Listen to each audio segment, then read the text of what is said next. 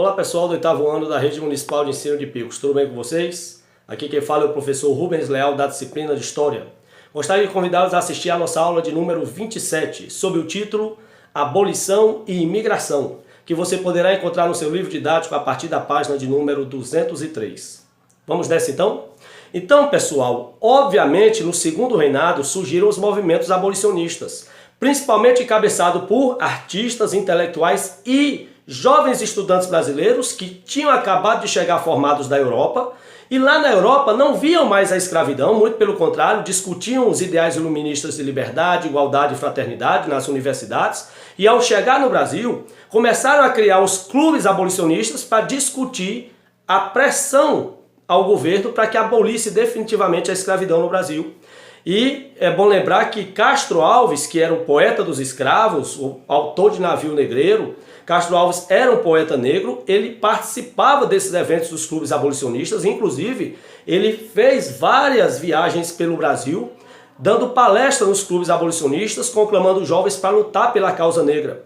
Jovens que nem sempre eram negros, às vezes jovens brancos voltavam da Europa com esses ideais de liberdade e às vezes até enfrentavam seus pais, que eram fazendeiros e tinham trabalhos negros, tinham mão de obra escrava, e afrontava e enfrentava o seu pai, pedindo que ele abolisse a escravidão, que não era justo um homem escravizar um outro homem, enfim. E essa questão dos clubes abolicionistas encaixa exatamente com o que nós trabalhamos na semana passada. Na semana passada eu dei para vocês as principais leis de caráter abolicionista no Brasil. A primeira delas foi uma lei do próprio parlamento inglês de 1845, Bill Aberdeen. Essa lei autorizava a Marinha Inglesa a apreender navios negreiros em direção ao Brasil no Oceano Atlântico. Mas as leis brasileiras mesmo começaram a ser criadas a partir de 1850. Em 1850, Dom Pedro II, o imperador, criou a lei Eusébio de Queiroz, proibindo o tráfico negreiro para o Brasil.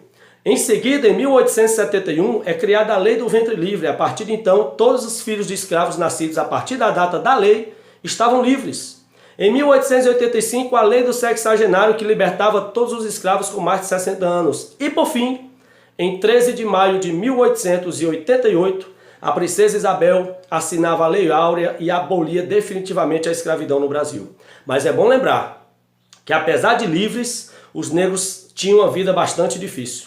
Ganharam a liberdade, mas não ganharam a independência, não ganharam a aceitação da sociedade brasileira, que sempre foi construída nos pilares do trabalho negro africano.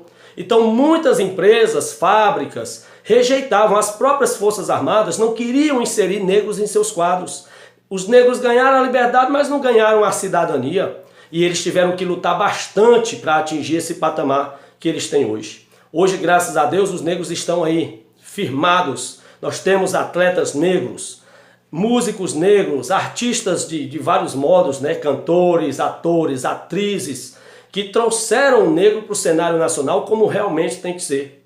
Óbvio que ainda existe, infelizmente, algumas práticas racistas, a própria sociedade, a gente infelizmente ainda percebe alguns lapsos de racismo, de injúria racial, mas é muito bom reconhecer a afirmação do negro após a conquista de sua independência, após a abolição da escravatura em 13 de maio de 1888. Então foi uma luta que persistiu durante séculos, posteriormente no segundo reinado durante décadas, até fim a liberdade. Mas eu repito, essa liberdade ainda foi acompanhada de uma certa restrição social.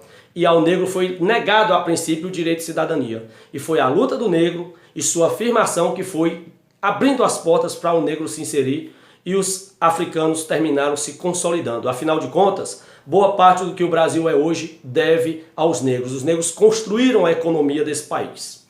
E por falar nos imigrantes, é bom lembrar que em meados do século XIX, no segundo reinado, 3 principais grupos de imigrantes vieram para o Brasil. Foram os italianos, os alemães e os poloneses, que vieram fugidos de conflitos que ocorriam em seus países, e chegando aqui, a primeira ideia era adquirir terras do Estado para cultivar o café.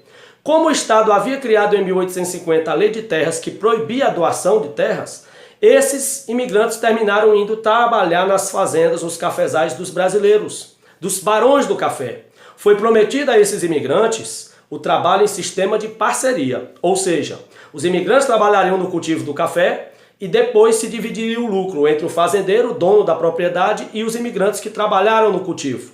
Só que esse sistema ele não foi atendido. Foi só uma promessa que não foi concretizada. Os imigrantes terminaram se tornando escravos brancos, sujeitos a todo tipo de exploração nas fazendas.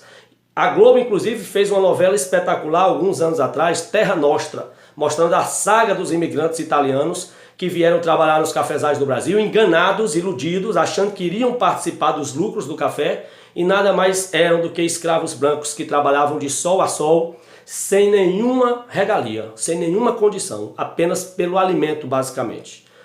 Um forte abraço e até a próxima.